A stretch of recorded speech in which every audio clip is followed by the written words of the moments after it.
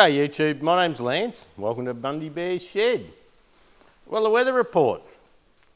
Well, look, over the Christmas break, since our last stew, it's mainly been overcast. Not much rain. I think we got 5 millimetres in a couple of light showers, but it's been overcast and cloudy and very humid. The temperatures are low 30s and yeah, you can just feel it in the air. I'm sitting there sweating there and I haven't even done anything yet. I just got to think about hard work and I break out in a sweat. But yeah, today, this morning so far, it's the 28th I think. Today so far, it's a nice sunny day coming up. The shed's starting to creak and there was a bit of a breeze earlier, but it seems it's just dropped off now. But a typical Christmas weather, just hot and humid and things like that. So they say between now and New Year's, we're going to have a couple of 100 millimetres of rain. I watch a lot of weather stuff and they're all saying it's coming, but the stuff that they've said we should have had by now isn't here yet. So yeah, we'll just see. I think it's a guessing game, but topping up the dams would be all right again. Not that, pardon me, not that it really needs it. Through the week, since the last stew, I had Judy rousing on me because I was doing too much again. I've still got a little bit of the dog's disease, bloody whatever I had, and it gets in. I still have a bit of a cough, but in general I feel okay. A little bit low on energy, but that might be to do with the weather too. Who knows? Doesn't matter. But I went down and I got the pump going, and some of you may know that we usually pump from the dams up to a high tank out behind Bundy Bear's shed here, and then that gravity feeds back to the house for the toilets and for flushing water for the toilets, and just the outside garden hoses for Judy's garden and watering her chooks and the ducks and things like that. Mad chook and duck lady, but anyway, she's only got 2 chooks left and they've all died of old age and other causes, I suppose, but she's got 3 ducks, and she said when the rooster and his hen pass on, she might just have a few ducks. She seems to enjoy the ducks. So they don't, they're Indian running ducks, and they just wander around. You see chooks, and chooks are bloody narky, bloody always pecking. They say government offices and that, it's like being in the chook pen. You've got all the hierarchy and snapping at each other. Well, the ducks aren't like that. They just sort of cruise around together, rack, rack, rack, and off they go. And so, anyway, Jude's thinking of when the chooks pass on, just having a few ducks. So that's fine. But with the taps around the yard there, she's got a little shell pool for kids, and she keeps that full of water so the ducks can jump in and have a bit of a slop around and do duck stuff, secret duck stuff in the pond. So so it's good to have the dams full for that. And we're not going to turn the toilets back over to dam water. At the moment, the dam water is very tanniny, and it looks like, you get some out, and it looks like a weak cup of tea. And when we've used that in the past in the toilets, it stains the toilets, and it looks bad. It looks like you have no housekeeping in the toilet. And Jude actually gets down with a pot scour and scrubs all the tannin off. So we decided, well, we got nice clean tank water. We're in the wet season with just Judy and myself here. We're just going to use the clean tank water in the toilets for the moment until tank water gets low, and save a job, make the place look nicer, make the toilet look nicer. So it's important to have a good looking toilet apparently. And I went down and got the pump going. So I cranked it up, but I do have to pull the carby off. It runs under 3/4 choke, but if I open the throttle up again, it just chuffs out. So that's a sign of a blocked jet. And look, I was just happy that it ran. Often when I leave the pump down on the dam there, and it's undercover and that, but I serviced it. I run it at the house here. I serviced it and put it back down there months ago, like 6 months ago, quite some time back now. And I went down and just give it a pull, and away it went, which was good because often the ants get in and they eat the wiring, and I've got all the wiring insulated and heat shrinked and all that. So I'm glad that it runs, but I do need to do the carb. But by just flicking the choke on about 3/4, that run the pump enough to fill the high tank. So we've got water around the house yard once more. So That's a bonus. I raced around and got all the mowing done, jumped on the mower and put my mask on, and I felt a bit crook after the mowing. The next day I was a bit buggered, but anyway, it's fine. And yesterday, where Dad's shipping container was out behind me here at the end of the shed, there was a lot of junk there. The old fella had poly pipe and things like that. Not all of it was his. There's still some of mine at the end here I'm working through, but I've got most of that done and cleaned up. And I was going to start digging a hole this morning for where the power comes into the corner here, where the big compressor is. We're actually going to pour a slab outside there for the compressor to go on outside, just to keep the noise out of inside here. And we're going to work on a different drying system for the air too, but that's another story altogether. And I was going to dig a big hole there, but they reckon all this rain coming between now and New Year's, like a few 100 millimetres worth, that I just didn't want to dig the hole and get the footing ready and do the boxing, then have it all full of water. So I'll probably leave that for a little bit and see. I've got some sleepers now to chop for the boxing, so I can get the levels, but I'll probably be into trade tools probably tomorrow. I've got to go to work tomorrow. Probably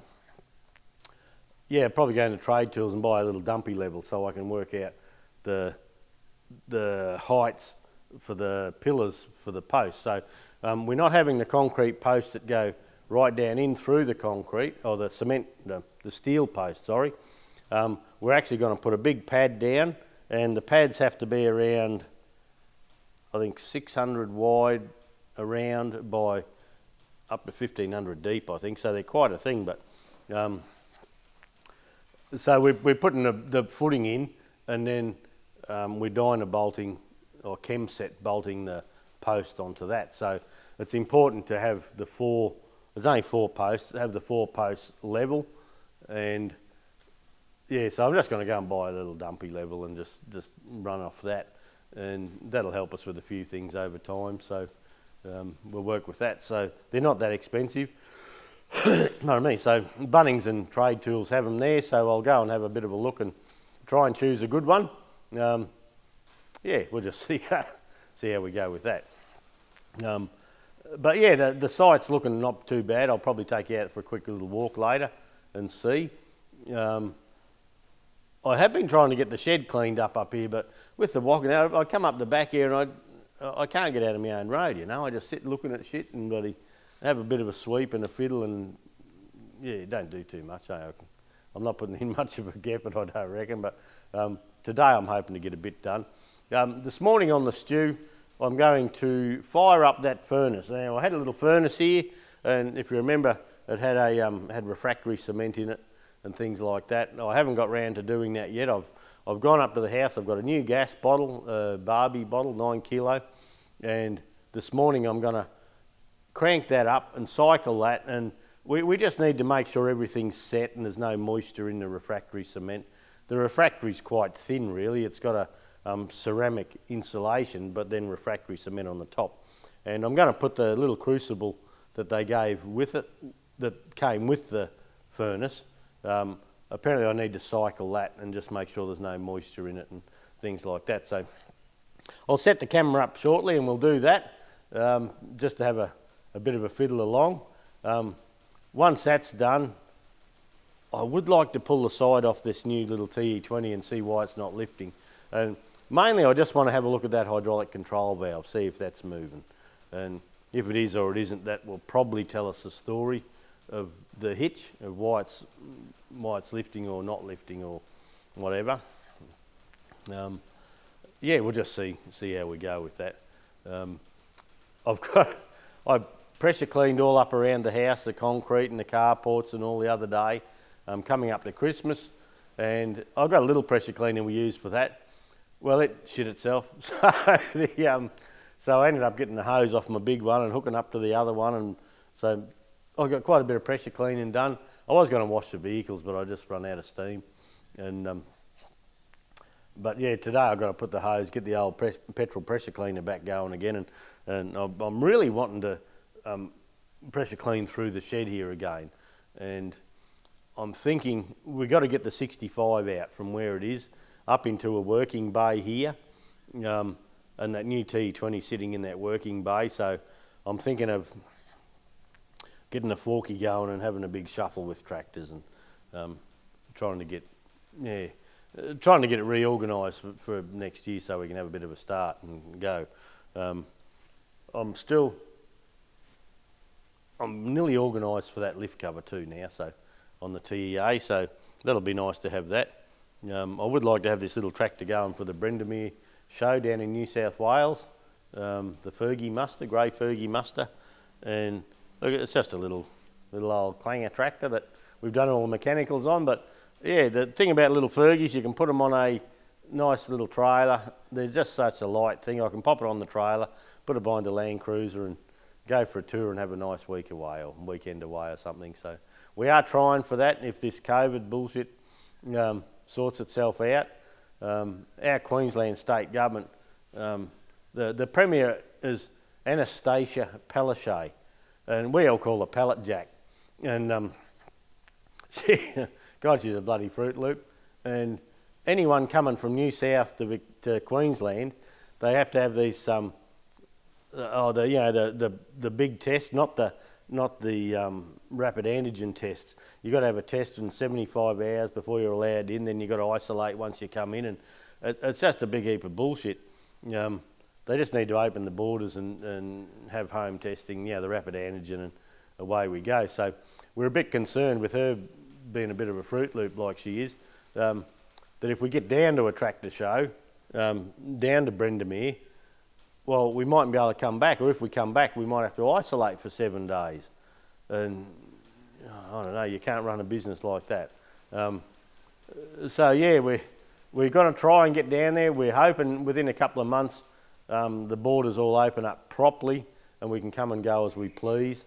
We're one country after all, so we're a bit concerned about that. We're trying to put things in place to get down New South to a couple of shows we like to go to, but at the moment all the borders are open. Everyone's getting the Omicron one, and it doesn't seem too bad. The COVID has hit Bundaberg, and Ellie's mum, which is my young bloke's wife, her mum's a theatre nurse up at the base hospital, and she was over for Christmas lunch. We were having a yarn with her, and at the moment there's 2 cases in intensive care, or perhaps not in intensive care, but in the hospital, and there was 91 cases that were just at home, and they were just having to log in every day via computer and just seeing how they were going, and they were isolating at home, so they're happy to isolate at home. But some have got better. It went from 91 to 89 or something, right? So a few got better. The COVID testing lines in town here, because they won't accept a rapid antigen test, which we've got at home here, there's been 5 hours wait in the car. And what they're doing is they've asked people to work extra shifts. Typical government run bullshit. They're understaffed to buggery, and they actually shut the gate again the other day because the line up was 5 hours just to get a test, and there were still people down the road, so they shut the gate. And they reckon, well, that would have finished the shifts. And all the people that wanted their test that couldn't get through the gate, they got to come back another day. And so one lady, she went and parked to get her test. She had to have her second COVID clearance to get back to work, and her company needed her. She needed to get back to work. She'd lined up for 3 days and couldn't get in, so she parked out front at 7 o'clock last night.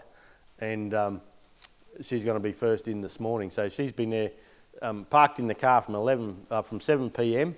So she's just got to get back to work. So hopefully once she gets her test done, instead of the 24-hour, 48 hours, some of them are taking 3, 4, 5 days to come back. So it's a big balls up at the moment. If they just accept these rapid antigen tests, and that's what we're going to do at work. If anyone has a sniffle or something, she's going to be a rapid antigen, and buddy, go from there. We can tell within 15 minutes whether you need to go home or whether we need to sort the business out. But if we've got to shut our shop in there, it costs a lot of money to shut the shop. A lot of lost income. Plus you have to pay all your staff sick pay. and all that sort of thing. So yeah, we've got a bit of a contingency fund we're trying to build up just for that. I think it'll come at some stage, but our online sales are strong, so yeah, we're just working out a plan for that. So anyway, we'll see how it all goes. Okay, I'll stop flapping my gums. I'll set the camera up down the other end there, and I'm going to try and light this furnace and just give it a bit of a run. I just need to make sure all the refractory cement is dry, and I'll give it a run, get it nice and hot, then let it cool down naturally, and I'll do that a few times throughout the day. But yeah, look, I'll film one, so hang on to your hat. We'll go and have a fiddle, eh? Okay, well, I've lit it up, and we'll have a quick look.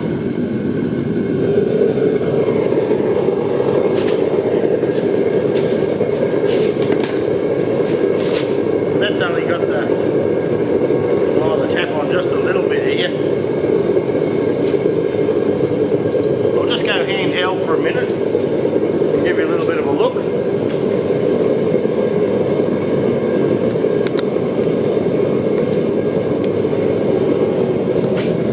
So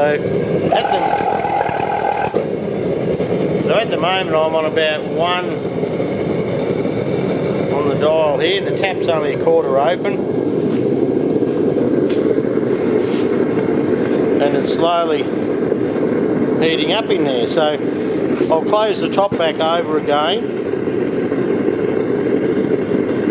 and we'll just see if we can get it to glow a bit.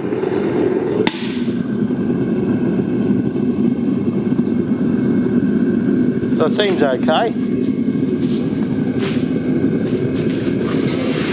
Just bring a stool over so I can keep a bit of an eye on what's going on. Now we've got a bit of a flame coming out the top.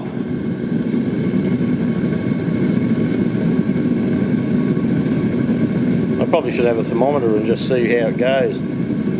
But what I'm planning on with this burn is just to get everything up and nice and hot and red and all that sort of thing. I've only got it down on low temperature. I'll try and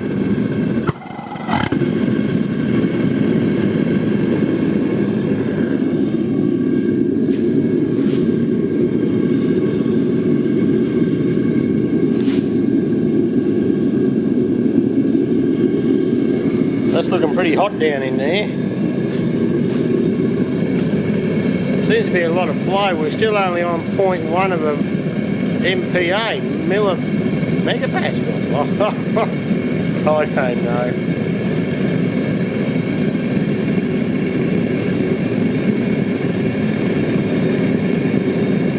Oh, you can hear it roar.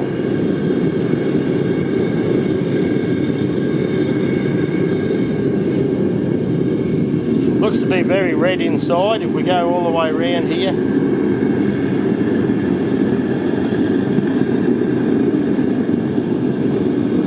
I think we might shut it down at that.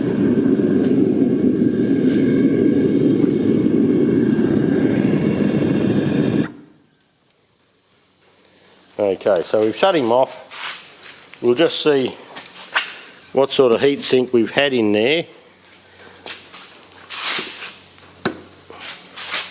So there's a little bit of glow there, there's a little bit there. The brick down the bottom there, that's a furnace brick, I can't think of the word now. But yeah, that'll do. We'll just let that cool down naturally now. I might close the lid over, just so it cools slower. Well, that's the first burn. Now that the tap is turned off and there's no flow, we're sitting on 0.16. Yeah, so there you go. I'll turn the bottle off just for safety's sake. We'll let that cool down and we'll come back in a little while and we'll do the same again. we'll do another run here. I've got my safety thongs on. Got the buddy dog here. I've put a, I'll just show you. As I was cooling things down, I put the small Crucible in, and just to get a little bit of heat in it, they said to put it in and run it a couple of times just to make sure there's no moisture. There's a bigger Crucible here we're going to have a go with. So I'll turn the gas bottle on again.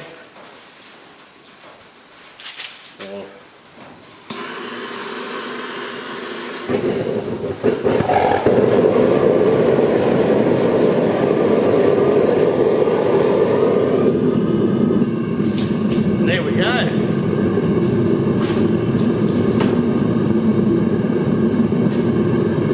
So I just noticed with the Crucible in there, you can see the flame swirling around there.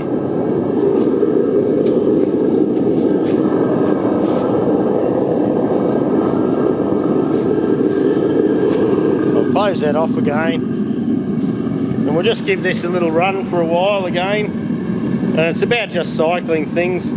That larger Crucible, I think that's a number 12 for 12 kilos of cast iron. I'm not going to do cast iron. I probably haven't got the heat to do cast iron, but we'll give this a run again. Just cycle it through and let it get right up the temperature if we can, and hopefully we'll season the Crucibles while we're seasoning the burner. So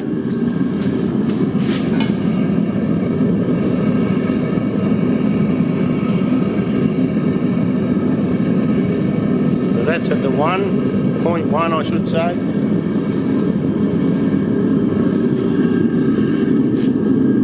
And we'll try and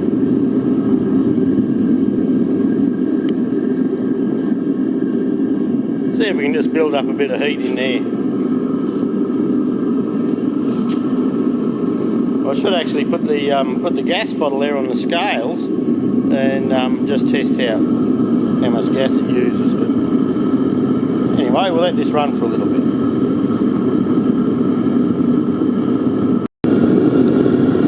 Okay, just a bit of a quick pick here. I don't know if I can zoom you into the Crucible in there.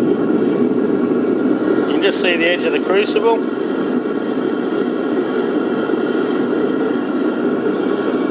That Crucible's sort of glowing.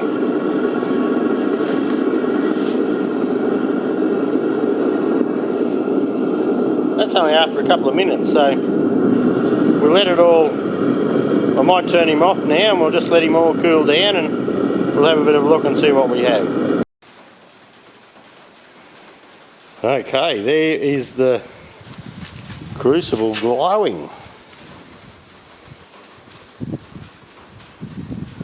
So yeah, everything's going okay. There's a couple of little cracks in the refractory, that's apparently normal. And anyway, so just for the moment, we'll you can be pretty sure there's no moisture left in that Crucible, that's for sure. But I'll close the lid over and we'll do another heat up a bit later and cycle this Crucible here. I have two of these big ones and one little one that came with it. So we'll close the lid over and we'll just let that cool naturally, nice and slowly. Well, there you go. There's the number 12 Crucible, and we've just given a bit of a cook up, and we'll just let that slow down and let it cool down a little bit. The small one I've just got sitting on the concrete there at the moment. But yeah, this is nearly too big. I went to buy some number 10s and they didn't have any, so I thought, oh, I'll buy number 12s, but I have modified the tongs down there. You see the hammer? That's my tune-up tools, and that can pick this one up out of there without damaging the outside. So there you go. I think we can call that job done.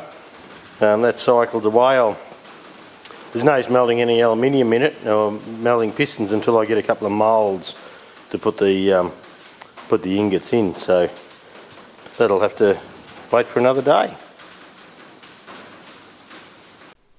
Well, there you go. One job done. Yeah, I've seasoned the crucibles. They're just sitting there slowly cooling down now. So the next thing I need to do is get a couple of moulds to pour a few bits and pieces in. You know, some of those pistons I have out the back that we're going to melt down. I need to get something to scrape the swarth off the top and make a couple of moulds. The old roof, she's cracking like buggery this morning, so I don't know how much of that I got dialed out or in. We'll see. While I was waiting for it to cool down, I pulled the side off the new TE20, the Howard reduction box, and it's got plenty of oil in it, but that control valve in the pump is seized solid, so there's nothing much I can do with that just at the moment without doing a bit of a major to get it working. An interesting thing is when you pull the side cover off, the TE20 on the dipstick side there, you pull that off to see if your hydraulics are working, and normally the oil will come out the bottom bolt hole if it's not, if it's at somewhere around the correct level. And you pull the cover off and you put the bottom bolt back in, and that's about the correct level roughly. With the side plate on the Howard reduction box, the gear sticks higher, and yeah, to have it on the normal mark on the dipstick, I reckon it puts probably an inch of oil more in the gearbox because of the higher position of the dipstick. It looks like a standard dipstick, but it's up higher. So it may be something they've done for the Howard reductions just to keep the oil up, slinging around them a bit better and things like that. So yeah, I thought perhaps I could just have a quick look and see if there's something I could do quickly, but because the valve was seized in the pump, I'm just going to leave that for the moment. I haven't got time to fiddle with it, and yeah, any time we have, we'll put into this TE20. So, okay, thanks for dropping by, everybody. New Year's Eve coming up in a couple of nights' time. Hey, look, Happy New Year. Hopefully we talk to you in the new year again and have a yarn, and let's hope 2022 is a bit of a cracker of a year for us all. Let's hope so, and yeah, try and stay safe and healthy, and we'll catch you later on, eh?